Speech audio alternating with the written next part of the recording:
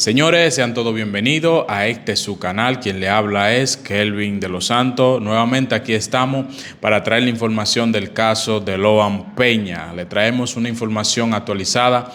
Invito a cada uno de ustedes a compartir este video, a darle like a este video para que más personas sepan lo que está aconteciendo y lo que está pasando con el niño Loan Peña. Señores, lamentablemente ha sido muy fuerte, muy atroz lo que ha pasado con este niño.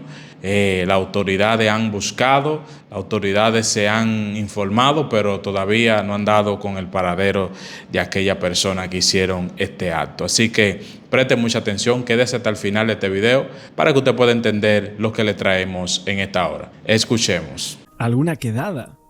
Entonces, esto creo que es el punto clave, el tema del traslado y quién dispuso de todos estos medios necesarios para recibirlo y de qué manera se consiguió ocultar al menor tanto tiempo.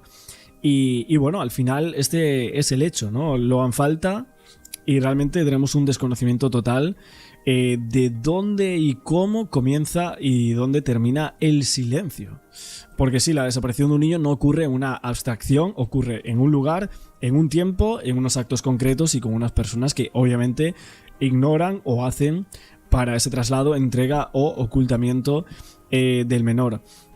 Bueno, vamos a analizar un poco algunas cuestiones, como por ejemplo la entrevista a Daniel Román, que es de la División de Antisecuestro de la Policía Federal de Corrientes. Que es de la División Antisecuestro de la Policía Federal de Corrientes, diciendo que Loan nunca pudo irse solo de aquel lugar. ¿Alejado por sus propios medios? Si hablamos de alejado del punto cero, del Naranjal donde se encontraba, sí se pudo haber alejado solo. Ahora, que haya desaparecido misteriosamente, de la nada, de ese lugar físico donde se encontraba, o mejor dicho, no haber podido dar con el nene, que se haya ido solo es imposible. Se allanaron las casas de los imputados. Yo participé de varios. De la señora Catalina Peña, el campo, también se allanó la casa de ella. Hemos participado de varios. De eso estoy seguro. La hipótesis que manejaban cuando usted fue al lugar, ¿qué hipótesis manejaban de qué había pasado con Loan? Bueno, cuando realmente conocemos el campo y las situaciones geográficas, claramente y con todos los rastrillajes y las actividades sobre la búsqueda de menor, evidentemente nos dimos cuenta de que el menor no se pudo haber perdido. El menor, alguien se lo llevó.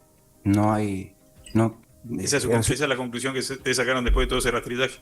Sí, de todo, de ver el campo, de entender la geografía y demás situaciones que nos llevaron a entender de que el menor no se perdió.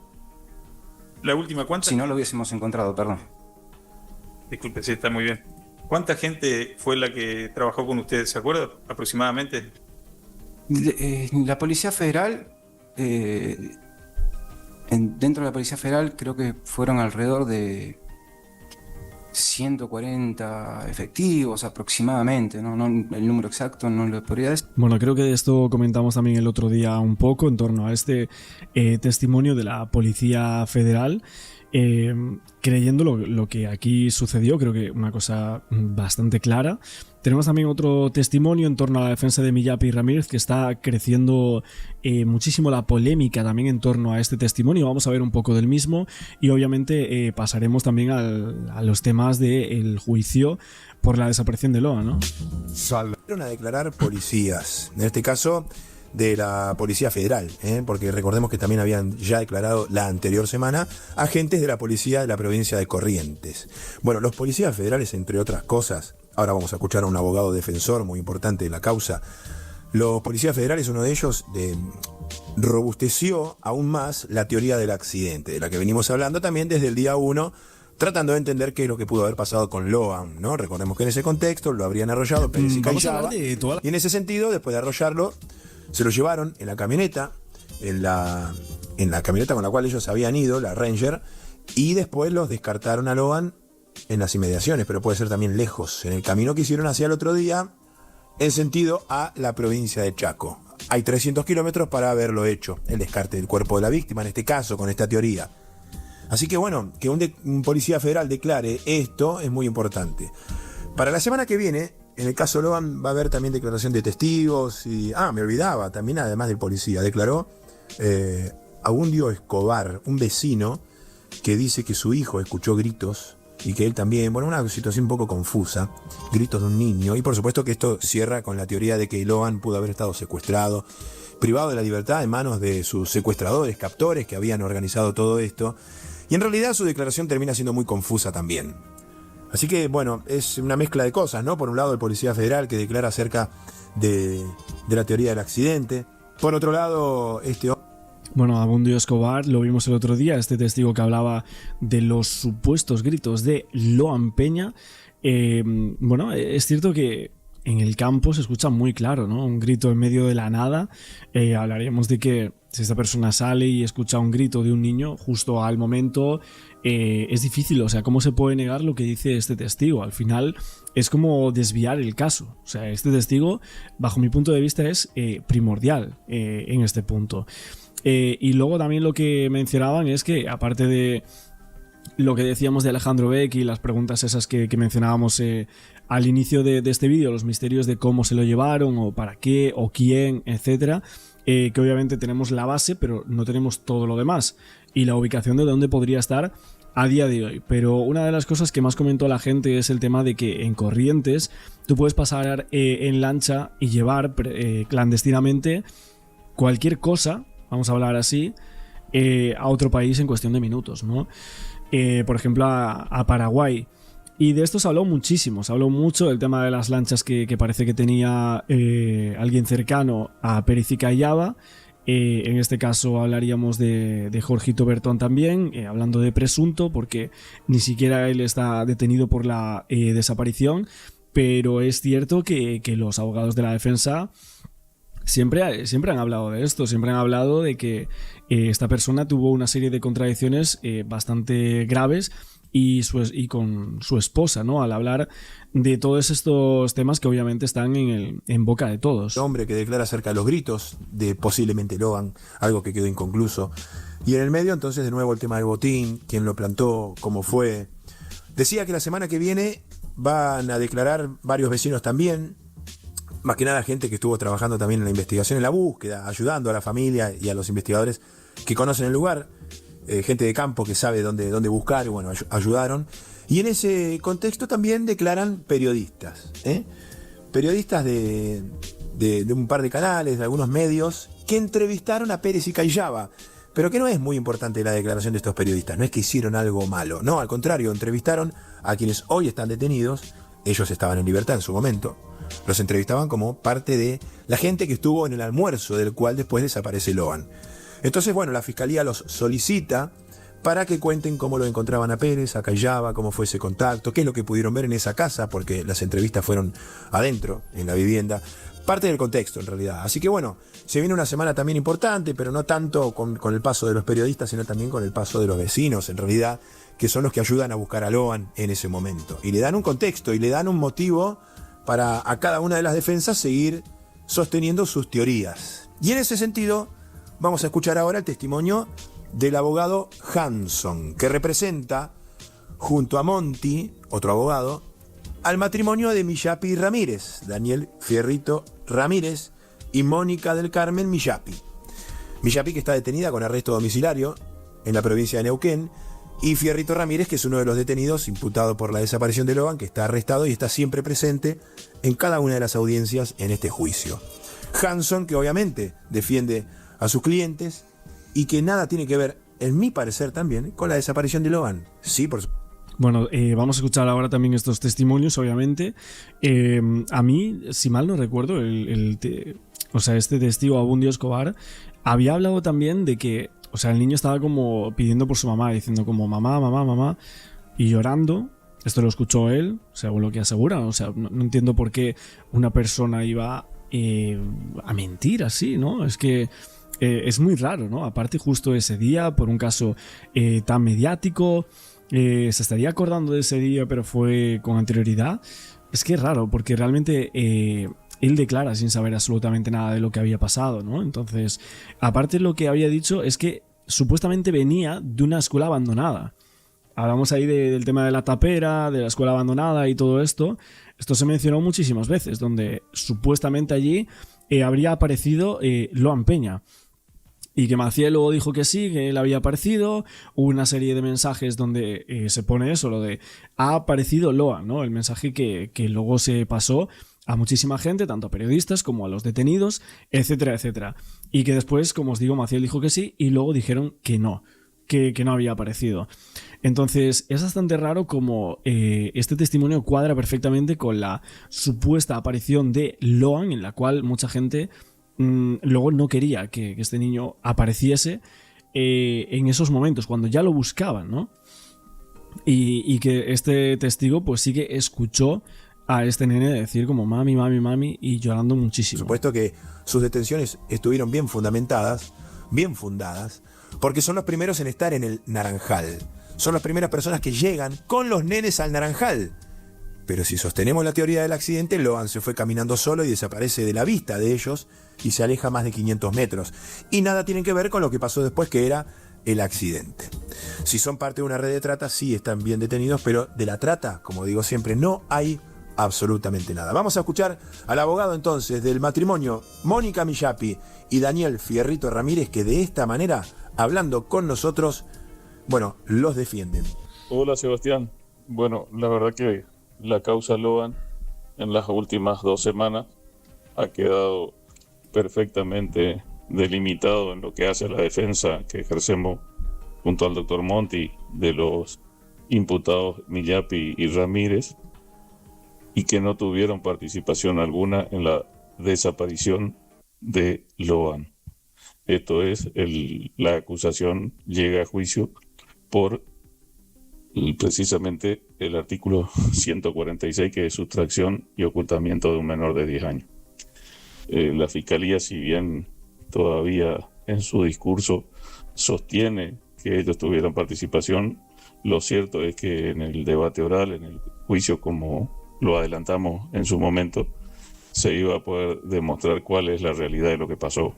Y lo que pasó es que obviamente no hubo ningún plan, por lo menos que haya participado Millapi y Ramírez, y se desprende también de los propios testigos iniciales, que fueron los familiares, que ellos mismos dicen que todo el desarrollo del almuerzo y después de la ida al Naranjal fue algo espontáneo, no veían nada raro en esa situación.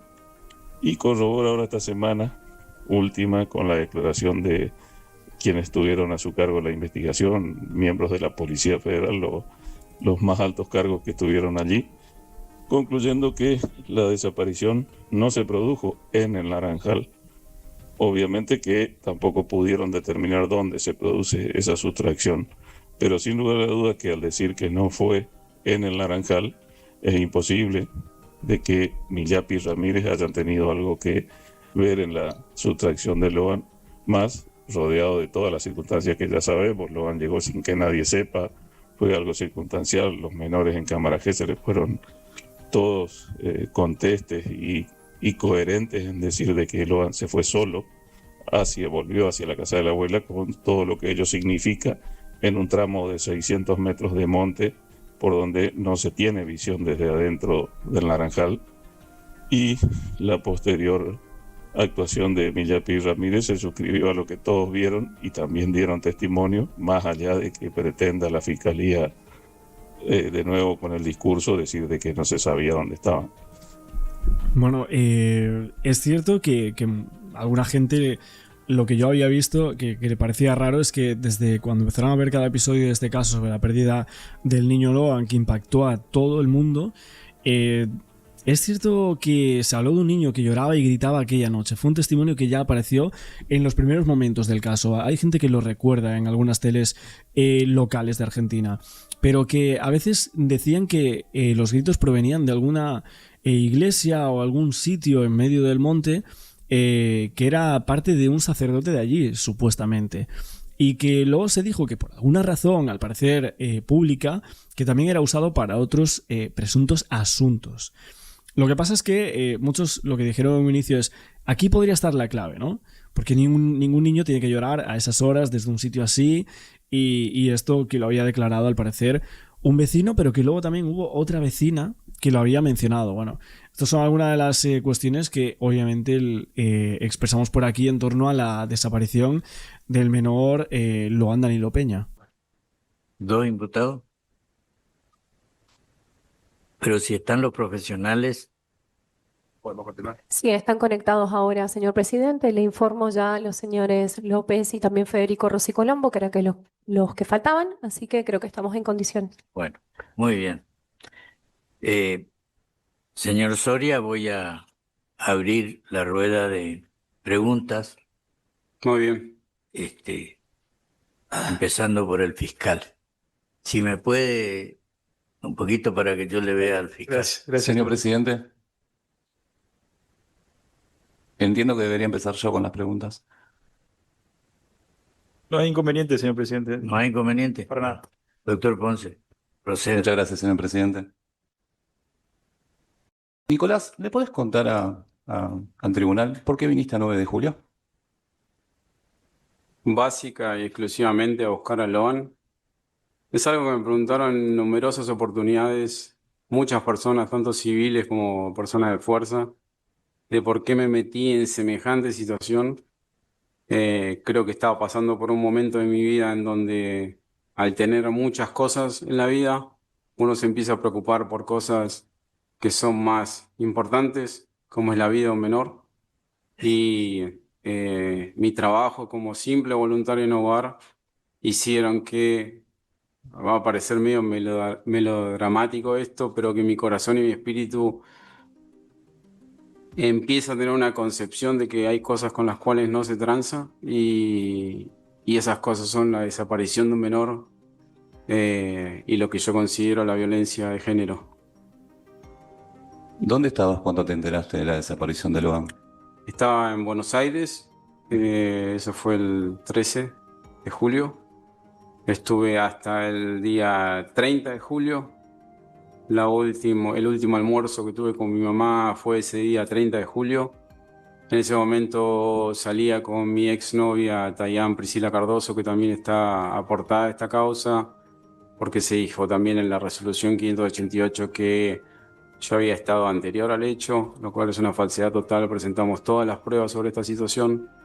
Yo estaba a su vez construyendo una propiedad en un PH que está ahí en Wilde, y estaba a cargo, junto con los arquitectos y el maestro mayor de obra, de estar presente. Hay numerosos chats y fotos con metaverse que me sitúan en Buenos Aires, así que para lo que refiere a la pregunta, estaba en Buenos Aires. ¿Podés decirnos cuándo viniste de Estados Unidos a Buenos Aires? Yo viajo a Estados Unidos en enero del 2024 y me quedo 2 meses. Si mal no recuerdo, llegué a fecha exacta 24 de febrero del 2024. ¿Por qué volviste a Buenos Aires, Nicolás? Principalmente por la propiedad que estaba construyendo y por mi mamá, obviamente, que era ya una situación que cuando me fui a Estados Unidos, uno de joven quiere buscar otras cuestiones, que después se da cuenta que la vida no obra para ese lugar. Uno empieza a tener demasiadas cosas quizás materiales y se da cuenta que esas no son las que te hacen feliz.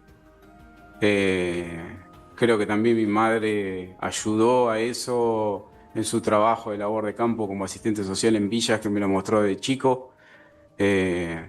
Perdón que me ponga así, pero cada vez que hablo de mi madre me pongo así. Y me llevó a darme cuenta que había cosas muchas más importantes que pelear en la vida, que seguir una carrera o tener cosas materiales. ¿Tenías alguna pareja en Estados Unidos? No, ninguna. Eso es una gran falsedad que figura en un informe del Cook, a lo cual presumo que fue por el riesgo de fuga. Se me inventó una pareja que era una tal Malena González, la cual era la pareja de un ex empleado mío. Tuvimos que probar, junto con documentación, que mi ex empleado pruebe, la cual se enojó terriblemente conmigo, y que ella pruebe que no era mi pareja. Y fue cosas de la causa que fueron tengo más de 25 situaciones de la causa que tuvimos que probar el por qué no eran verdad y que se me acusaban sin ningún tipo de prueba factible más que el análisis de Facebook o el análisis de las direcciones que yo había dado o que existían en mi licencia de conducir. ¿Recordás en tu participación en OUR haber, digamos, participado en la búsqueda de algún menor, alguna persona? No, nunca participé y es algo que también figura en la causa madre, en donde citan un video que salgo con la cara cortada con Pablo Ponzone, en donde explico, él me hace esa exacta pregunta, y en donde explico que no puedo hablar más de la situación, y esto es algo que me olvidé de mi declaración. En la computadora que tiene el tribunal, entiendo como prueba, que es la que se me secuestró, existe un contrato que yo firmé con la asociación y un agreement en inglés y un do not disclosure que en español significa no revelar información de la asociación. Estoy explicando que esto fue como voluntario. Solicitamos por oficio el contenido de esa computadora y nunca fue remitido a mí, como así también la copia de mis teléfonos particulares, donde tenía fotos yo de mi perfil, el perfil como voluntario, en donde se iban anotando las horas que yo participaba como voluntario y las tareas que desempeñaba. ¿Recordás qué tareas desempeñabas como voluntario?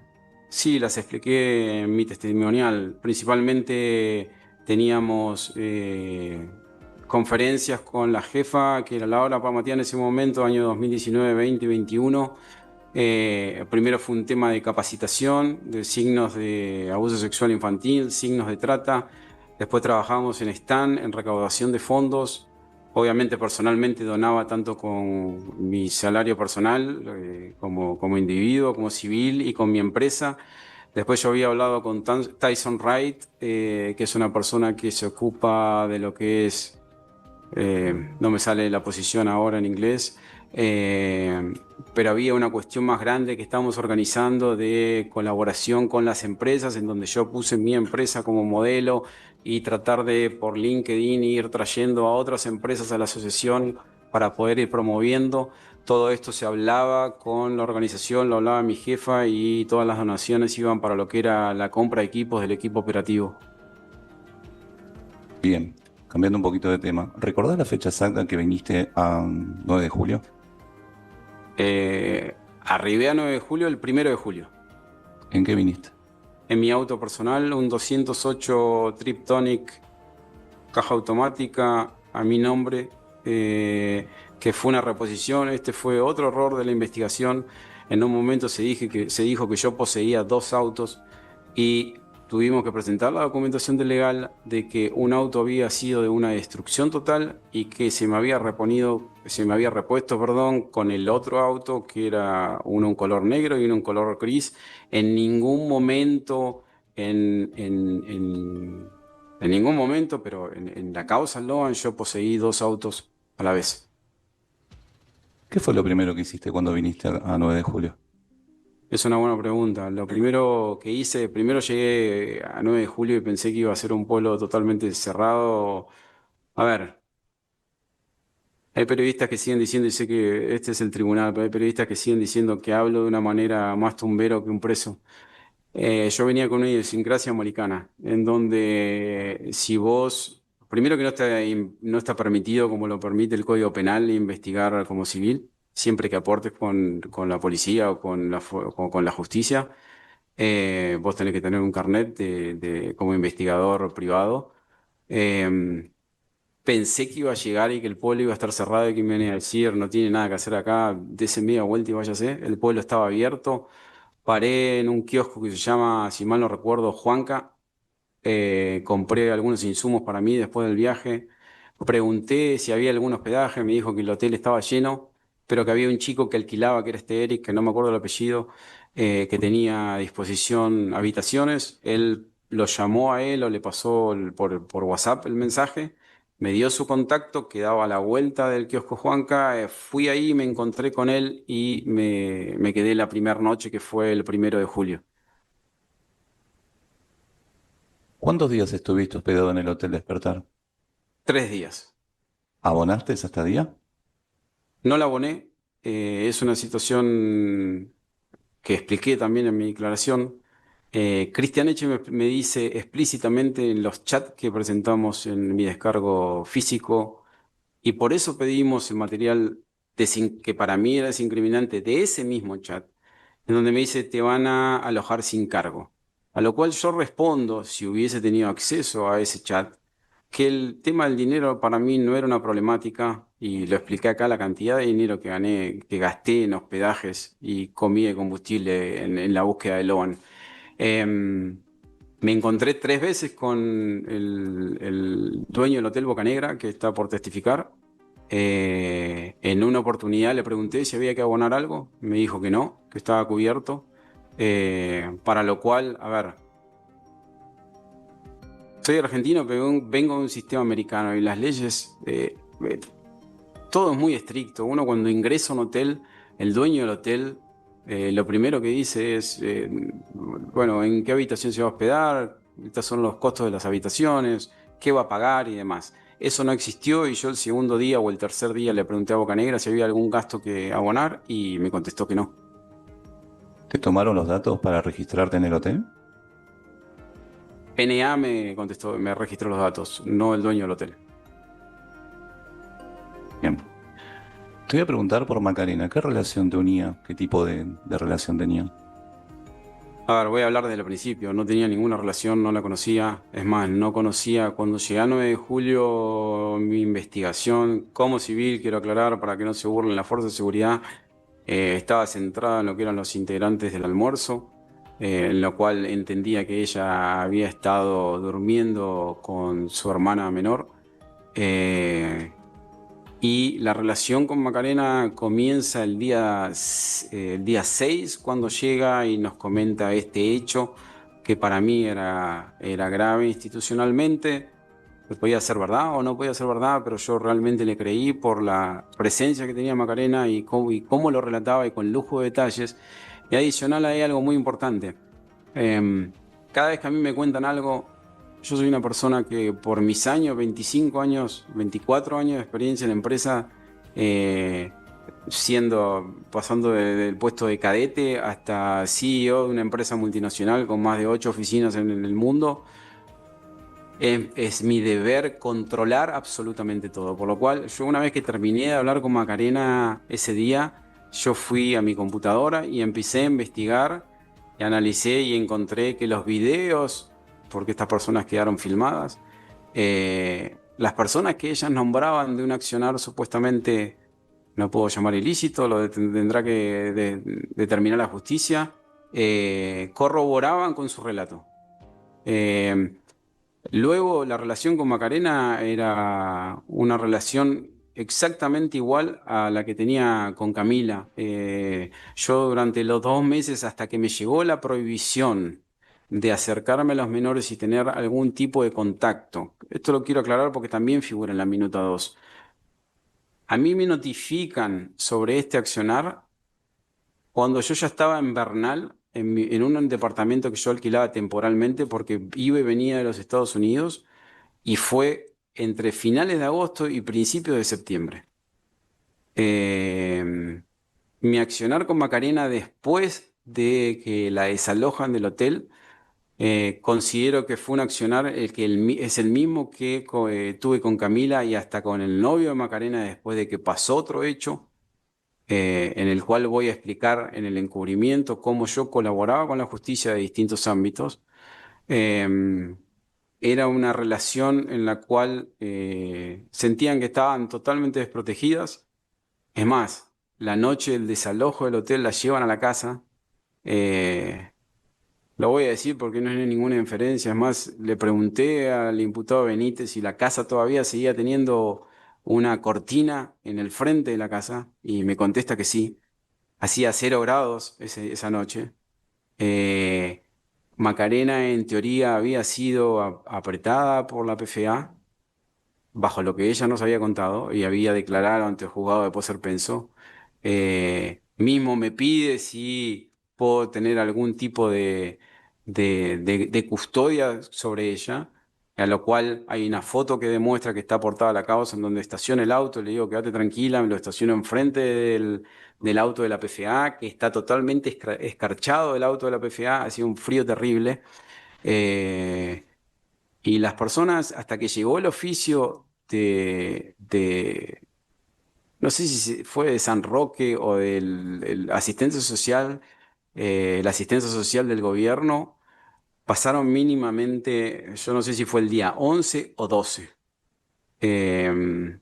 Luego mi accionar con Macarena era plenamente informativo, así como lo hacía con Camila. Yo absolutamente todas las noches, esté donde esté, porque fui a Lona hasta buscarlo a Paraguay en 2 oportunidades, era preguntarles cómo están ellos y cómo están sus hermanos.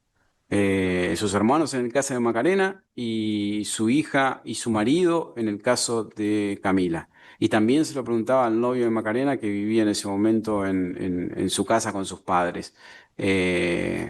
Siempre fue una forma de acompañar a lo que yo consideraba que eran personas vulnerables y que estaban sufriendo ante una situación que en el caso de Camila no, pero Camila lamentablemente vivía en una vivienda precaria. Macarena estaba ante una situación en donde los padres estaban presos. El novio de Macarena en teoría había sido también supuestamente puesto en una situación de apremios, supuestos apremios ilegales. Eh, y bueno, me fui de rama, pero bueno, ese era un poco el tema de contención que tuve con todas las personas que yo consideré que estaban en una situación peligrosa o que distintos grupos ejercían presión sobre ellos. ¿Alguna vez le ordenaste hacer algo a Macarena o a Camila? No, jamás. Por el momento no tengo más preguntas. Gracias, Nicolás. Señor, Por nada. señor fiscal. Sí, gracias, señor presidente.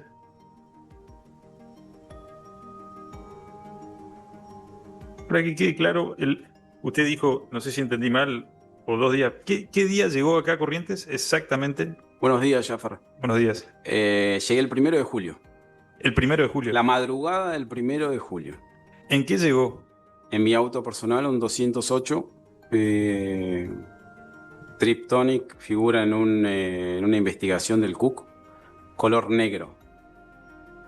¿Tenía patente? ¿No tenía patente? Tenía patente y acabo de ver un expediente del CUC en lo cual se me realizan numerosas multas de exceso de velocidad. No numerosas, pero 3 multas que terminó de pagar hace un año mi madre.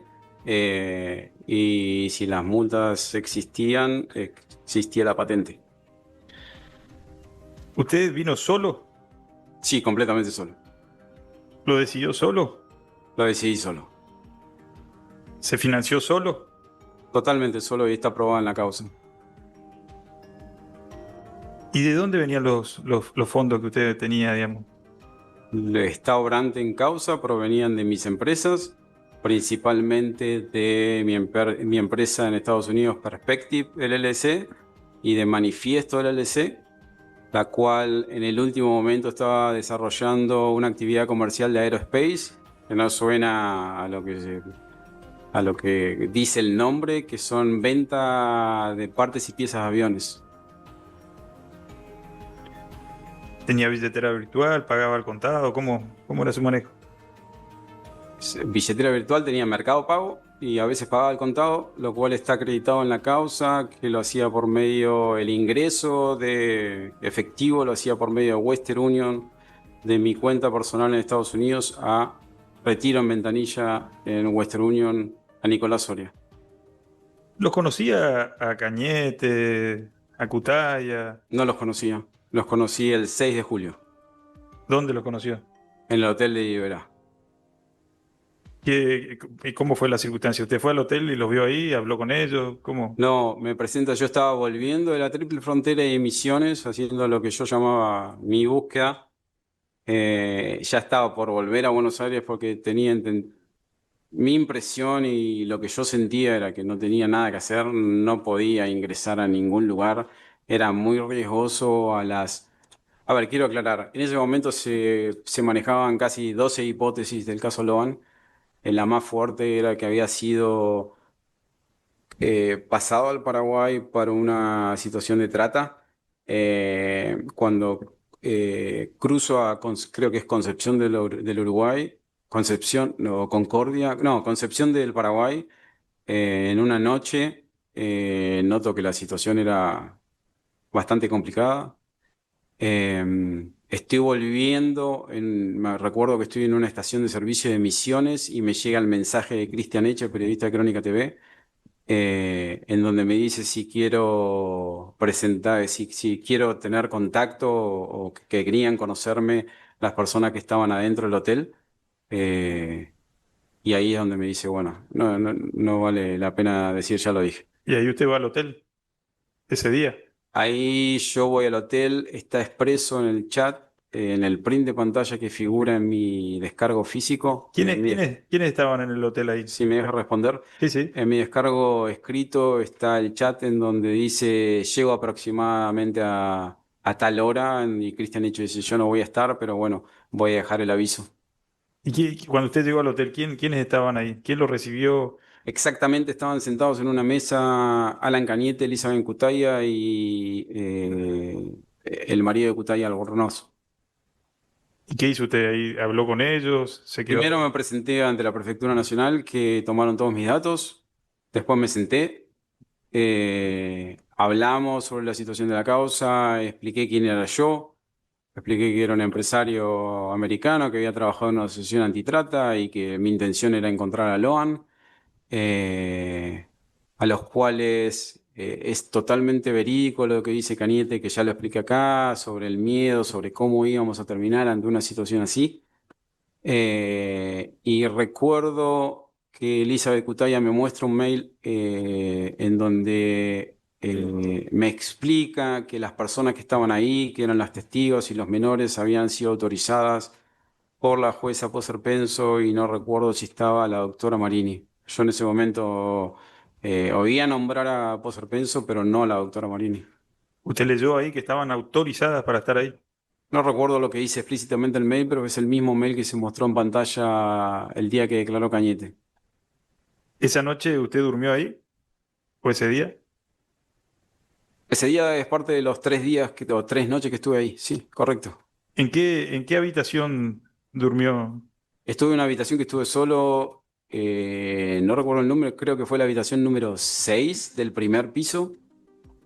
Y una vez, o sea, al día siguiente que llega Macarena, o el mismo día, Macarena se aloja en esa habitación con sus hermanos y yo paso a la habitación donde estaba Alan Cañete y otro chico que no recuerdo el nombre porque no tuve mucha relación con las otras personas. ¿Sabe cuántos años tenían esos menores de edad? No me diga los nombres, pero si sabe la... No, yo sé, yo sé. JB creo que tenía 5 o 6 años y AB tenía alrededor de 14. ¿Durmieron en la pieza que usted estaba ahí? Durmieron en la pieza que yo me había alojado ahí Esta noche. Después de que yo me vaya, obviamente. Le pregunto, ¿qué les dijeron cuando usted se presentó a Cutaya y a Cañete? ¿Qué eran? ¿Qué estaban haciendo ellos ahí? Es una muy buena pregunta. Estaban acompañando a las víctimas de la familia y estaban en una especie de resguardo de ellos por las amenazas que existían y con autorización judicial. ¿Pero le dijeron algo? ¿Representaban a alguien? ¿Eran profesionales en algo? No me presentaron absolutamente nada y no tenía por qué presentarlo, así como ellos no me pidieron ninguna autorización mía o ninguna credencial. Entendía que, a ver, quiero ser explícito con eso. Entiendo que si una fuerza de seguridad está fuera del hotel y a mí cuando entran me piden una credencial y le sacan hasta fotos, habían hecho exactamente lo mismo con ellos. Ahí llegó Macarena, dice usted. Después, el día 7 llega Macarena. No, perdón, el día 6. ¿Había otros menores más aparte de los hermanos Macarena? No. ¿Después de eso? Espere, no. Los hermanos Macarena y JN, hija de Camila. ¿Estabas ahí? Sí, correcto. ¿Usted mantuvo conversaciones con los menores? No. ¿Usted sabe si tenían, le habían nombrado psicólogo o algo así para que los analicen?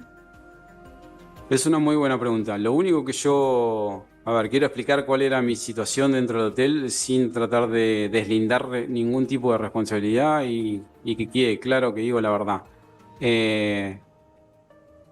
Tengo una patología que es pánico y fobia social, que parece irrisoria porque manejé muchas personas a lo largo de mi historia a nivel empresarial. Pero siempre me mantuve solo. Desayunaba solo, iba a comer solo. Las situaciones que pudo llegar a haber visto era que estaban acompañados generalmente y siempre con los mayores o con los encargados, y estaban dibujando, jugando al metegol o jugando en el jardín del hotel. Es más, me recuerdo explícitamente, que una vez estaba Cristian Balbo en ese hotel, en el jardín exterior. Los nenes estaban jugando y estaba Camila también, yo y otra persona más que no recuerdo. ¿Tomó contacto con ellos? ¿Habló con ellos? ¿Con quién? Con los menores. Ya le Ya me contestó, lo- señor presidente. No, Objeción. No entendí qué me dijo. Sí, entendió, señor presidente. Está repitiendo la pregunta. Lo contestó. Sí, doctor. ¿Tomó conocimiento de entrevistas o evaluaciones psicológicas realizadas sobre los niños? No.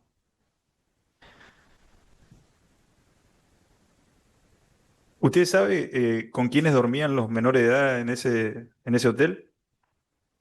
Puedo hablar de una presunción, porque yo iba y me encerraba en mi habitación, pero, y es algo muy importante que dice la directora del hospital, que ahí quedó una confusión.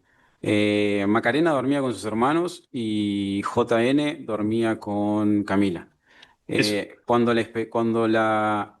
Y valga la redundancia, y quiero aclarar esto. Yo nunca me enteré que fue la directora del hospital a atender a los niños, lo cual me pone muy contento que haya pasado eso. Cuando ella habla de que había una situación en donde estaba en una etapa, en una situación de encierro, mi presunción es que los habían llevado a todos a una habitación para que sean atendidos en la misma habitación, porque ustedes estuvieron en el hotel, este tribunal estuvo en el hotel, las habitaciones no eran chicas y mínimo más para 2 o 3 personas, no eran habitaciones chicas. Ahora, si juntás a todos los menores y a 2 mayores, sí era una situación de encierro. ¿Usted sabía con quién dormían los nenes? Acabo de contestarlo. No, pero por eso, pero usted vio, eso que está diciendo es porque No, no lo voy a ver porque nunca voy a abrir una habitación en donde hay un menor. entonces no le consta con quién dormían los nenes. Contestó, señor presidente, que podía ser una presunción. Es una pretensión, sí. Usted supone eso quiero que Y quede claro. presunción es eso, señor presidente. Le estoy preguntando, señor presidente. Sí. ¿Usted supone eso? ¿Es así? No ingresó nunca a una habitación donde había Ya lo menores. contestó, señor presidente. Que no ¿Sabe, iba a abrir la sabe- habitación. sabe a qué hora dormían los menores de edad en ese hotel? No, yo me manejaba solo. Yo tenía mis horarios porque aparte tenía que seguir mis actividades comerciales que eran remotas. Gracias a Dios eran remotas y podía controlar mi empresa desde 9 de julio. Y generalmente me iba a desayunar y después ya salía a almorzar o a cenar. Pero usted dormía ahí a la noche, no veía si estaban en actividad o no. Sí, claro, las 3 noches que estuve ahí dormí ahí. Está bien, pero veía si dormían temprano o tarde, o si se escuchaba ruido o no escuchaba ruido. No quiero ser impreciso ni faltar la verdad, ni no que no suene que no quiero responder la pregunta, pero no me consta. No sé a qué hora dormían. ¿Quiénes más vivían Sí, aparte? sí, a ver, quiero Sí. aclararle, señor fiscal, sí. A ver, trabajé en una organización antitata como voluntario, aunque usted diga lo contrario. Si yo hubiera visto y venía a buscar a un menor en una situación en donde yo consideraba que había un hecho de trata, más que después la investigación la derivó para otro costado. Si yo hubiera visto alguna situación que involucraba a los menores en un hecho en donde había algún indicio incorrecto o indebido con un menor, hubiera salido corriendo de ahí y lo hubiera denunciado. Estoy hablando de dormir con menores, lo cual me parece una total aberración. ¿Usted sabía si había psicólogo ahí adentro? Ya respondí y no sabía. No sabía si había uno, dos, tres, no sabía. Objeción, ya respondió. ¿Quiénes más estaban habitando esos 3 días que usted estuvo ahí adentro? ¿Quiénes más habitaron en el hotel? Bueno, va a parecer mentira, pero a veces miro los nombres en las pantallas para acordármelos. Obviamente en la causa somos 9 personas, así que estaba yo y 9 individuos más. Usted dijo que se encontró 3 veces con Boca Negra. ¿Cómo se presentó la persona con usted? ¿Boca Negra? Sí. Como dueño del hotel. Como dueño del hotel. ¿Y qué conversaron en esas 3 oportunidades? Bueno, ahí hay un punto específico porque él me preguntaba sobre Estados Unidos. Él me contaba que él había sido ex militar. Nunca me contó, me enteré acá en este juicio que era parte del municipio de 9 de julio. Y yo le contaba quién era yo, que trabajaba, era empresario americano y que había trabajado en una asociación como voluntariado de una asociación antitrata. ¿Mantuvo comunicaciones con otros familiares de Logan? Sí. ¿Con qué finalidad tenía? Mantuve comunicaciones con Mariano Peña y con nadie más. Siempre fui muy respetuoso con la familia. Con Mariano intercambiamos una vez celulares y cuando yo voy a Paraguay, a Asunción, específicamente había un dato que Logan podía llegar a estar en Mercado 4, que es una feria demasiado hostil en Paraguay. Él siempre me hacía preguntas, no quiero decir que fueron muchas preguntas, fueron algunas preguntas en donde si tenía novedades yo le decía, Mariano, lamentablemente no tengo nada. ¿Cómo realizaba usted su investigación respecto? ¿Tomaba declaraciones testimoniales? ¿Qué hacía con...? No, iba preguntando y creo que tengo una percepción sobre algunas características o situaciones que no sé si me lo dio mi instrucción o mi instrucción empresarial, pero me iban llevando y después analizaba situaciones por internet, más que nada. Pero situaciones que llevaban a algunas apreciaciones totalmente válidas. ¿Hizo lo mismo en otras investigaciones? Así. No tuve otras investigaciones. ¿Esta es la única que participó? Sí, correcto. ¿Usted después hablaba por los medios de comunicación contando lo que usted investigó y cuáles eran sus hipótesis? No, tuve 2 interacciones en un medio de comunicación. Una en el programa 24 de Pablo Ponzone, que salí con la cara cortada por una situación de integridad física y porque seguía en mi etapa, se puede decir, de investigación, a lo cual eso llevó a que todo el mundo se entere. Y otra en el canal Crónica TV, que salí solamente por audio. ¿Había periodistas también que vivían en el hotel? No, no vivían en el hotel y estoy hablando como testigo de oídos porque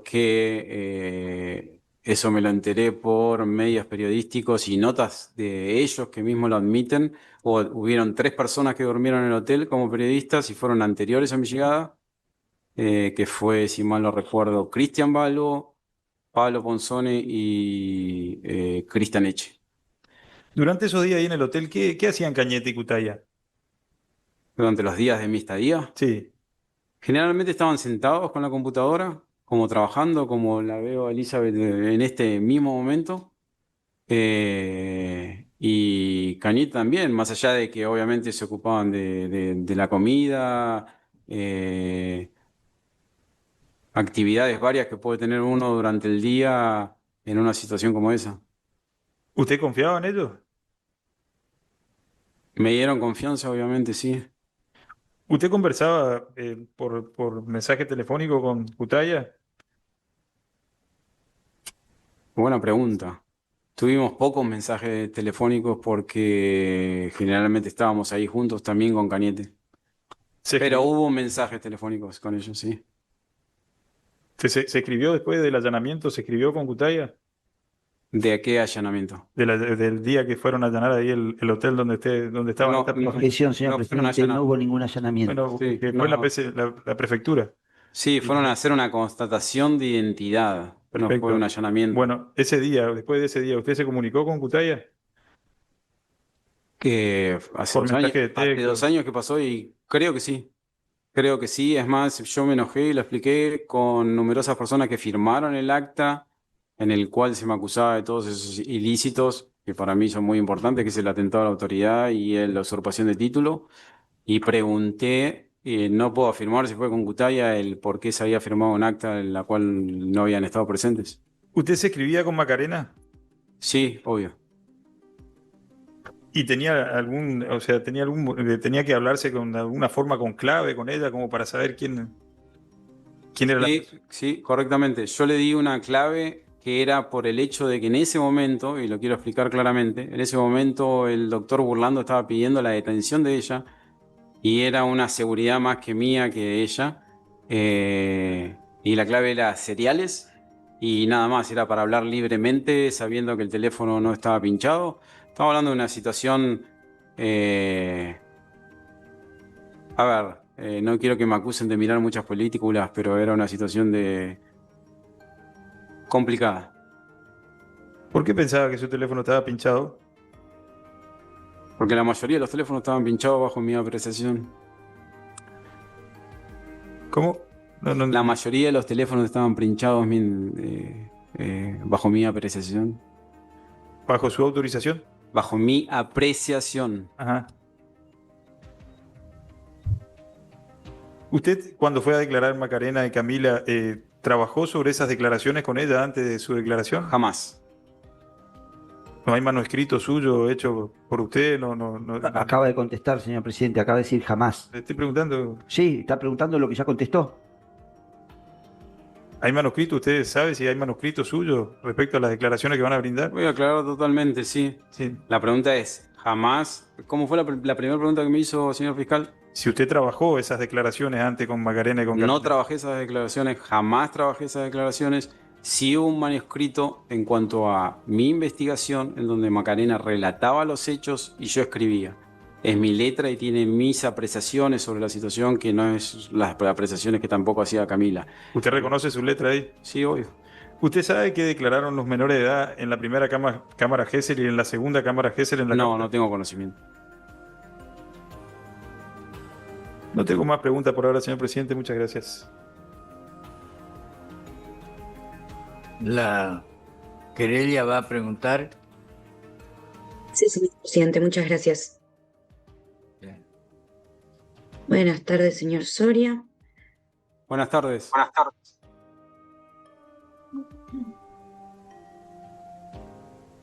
Antes de viajar a Corrientes, ¿algún integrante de la familia de Loan se comunicó con usted? No, jamás. ¿Alguna autoridad judicial, fiscal o fuerza de seguridad le habían solicitado colaboración? Ninguno. Dijo que nunca participó en la búsqueda de un menor. ¿Qué experiencia concreta tenía usted entonces para considerar que podía encontrar a Loan? Es una muy buena pregunta. Creo que no hay que tener experiencia para tratar de buscar a un nene desaparecido con la angustia que le genera a los padres. Cualquiera persona que espare acá, hoy realmente lo pensaría por todo lo que sufrí y por todas las injusticias que estoy sufriendo, pero cualquier persona que tiene acá un hijo y se pierde, actuaría de la misma manera, o hubiese actuado de la misma manera. ¿Qué información tenía de Loan cuando decidió viajar que no surgiera de los medios de comunicación? Ninguna, solo la de los medios de comunicación.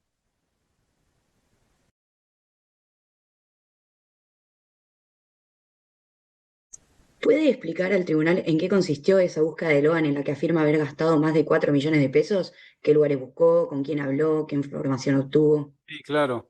Principalmente me centré en 9 de julio porque lo que yo consideraba parte de mi investigación era un primer círculo en ese momento, ¿no? Un primer círculo, generalmente actúan así, era lo que había aprendido en la organización. Es un primer círculo si se trata de trata que saca al menor, un segundo círculo logístico que es el que lo lleva de punto A a punto B. Un tercer círculo que quizás es el que lo va... Disculpe que está la familia de Loan acá y no me gustaría hablar de estas cosas, pero un tercer círculo que es el círculo que quizás comete después el delito con el menor, y hasta puede haber un tercer círculo que son los autores ideológicos.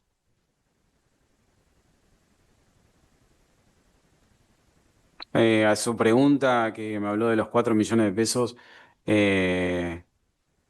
ya aclaré cuáles fueron mis gastos. Me moví por diferentes pueblos. Viajé a Misiones, viajé a Paraguay, viajé a Chaco, Formosa. Bueno, crucé esas situaciones, esas provincias. Estuve en Clorinda, en la frontera de Clorinda, viendo cuál era la situación de Clorinda. Estuve en Asunción más de 10 días, siguiendo una pista de lo que podía ser un ilícito. Volví a 9 de julio, estuve en Goya también. Me moví por diferentes ciudades, tanto de Corrientes como de la provincia. ¿Qué elemento concreto del caso de Logan le hizo pensar que podía encontrarse frente a un supuesto de trata o tráfico de personas? Es una muy buena pregunta. Nosotros aportamos, yo aporté mi defensa técnica, aportó links de Estados Unidos, que creo que en la materia están, bueno, no quiero desmerecer a ningún país, pero que están mucho más avanzados, y que habla de que el 90% de las sustracciones se basa en situaciones de trata. Y era una de las percepciones y de la primera hipótesis que tenía la justicia. Cuando yo tomo, perdón que me extienda, cuando yo tomo, ya soy, llego a 9 de julio y pasa al fuero federal. Y el 9 de julio usted dijo que se trasladaba con el 208. ¿Únicamente era con ese vehículo o con algún otro más? Con ese vehículo únicamente. Es más, Nunca está manejó. en las investigaciones que realiza, recién acabo de leer, creo que el prefecto, bueno, va a venir a declarar si el tribunal lo acepta. Hay tanta falsa información que habla de otro tipo de auto. ¿Dónde guardó su vehículo? ¿Cómo? El vehículo, el 208, ¿dónde lo guardaba en su estadía el 9 de julio? En los ¿O lugares quedó? donde me hospedaba. Si era en la calle, si el lugar tenía cochera, en la cochera. Cuando Tanto un estaba en lo hotel. de,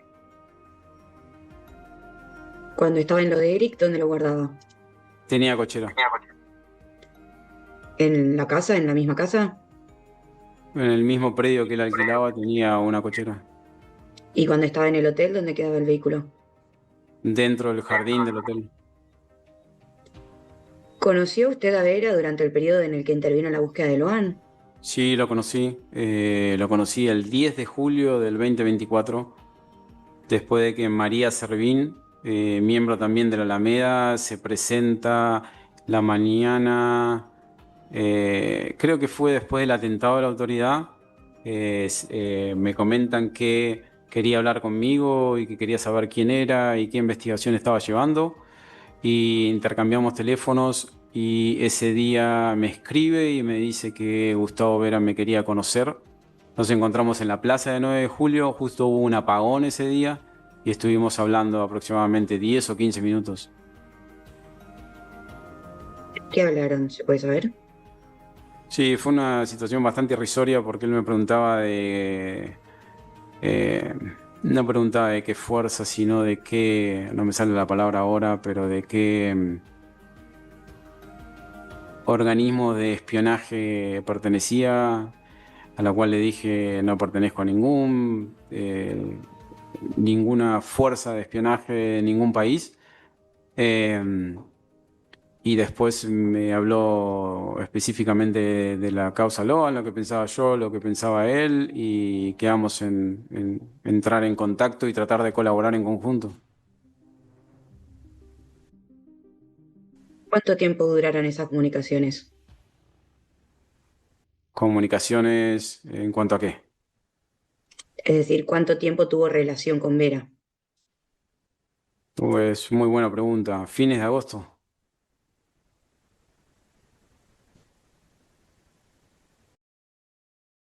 ¿Recibió alguna vez dinero de Vera durante su intervención en el caso?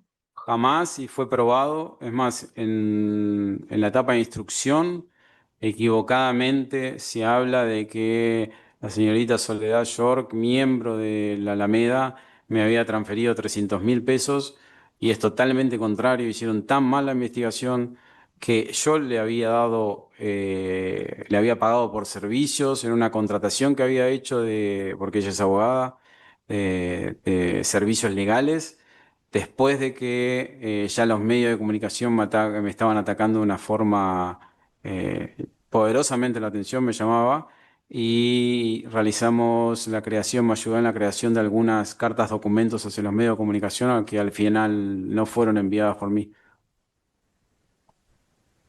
Todo eso que está en la causa judicial, los comprobantes de pago, no entiendo cómo no pudieron saber que era un ingreso y que era un ingreso de plata, y también el contrato que había firmado por representación.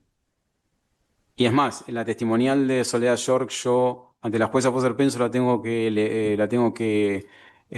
me acuerdo del término, pero la tengo que sacar del secreto profesional. ¿Conoce la casa de la abuela Catalina? Sí, la conozco. ¿Recuerda en qué fecha estuvo ahí y qué hizo? El 1 de julio.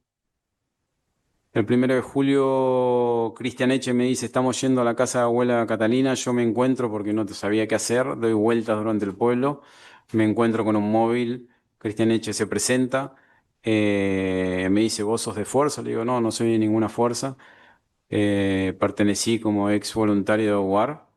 Me dice, esa es la película El Sonido de Libertad. Sí, sí, le digo, sí, en realidad sí, pero yo pertenecí mucho antes a eso. Me dice, nosotros vamos a la casa de la abuela Catalina, ¿querés venir? Le digo que sí. Llego, estaciono mi auto, ingreso en lo que es el jardín, el primer jardín de la casa de la abuela Catalina, había un personal de PFA. Me identifico con el personal de PFA. Sale la abuela Catalina y le pregunto al personal de PFA si podía ingresar y me dice si la abuela Catalina lo desea. Sí, y la abuela Catalina dijo que sí, ingresé. A los pocos minutos, no quiero precisar cuántos minutos llevó el papá de Loan José Peña, Mariano Peña, el suicidado Rodríguez, Alejandro Rodríguez, si mal no recuerdo, que era parte o perito de la querella de Méndez, el doctor Méndez. Estuvimos hablando ahí un par de minutos, media hora, calculo 1 hora. Y luego cuando salgo, porque nos hacen salir, había llegado el doctor Burlando con todo su equipo. ¿Esto aproximadamente a qué hora fue, recuerda? Ya estaba oscureciendo cuando llegó Burlando, porque me acuerdo que su socio me preguntó si tenía frío, me hizo una aclaración de otra persona del sur, y yo le dije el norte, y ya estaba oscureciendo, así que debe haber sido como las 4 de la tarde, 5 de la tarde.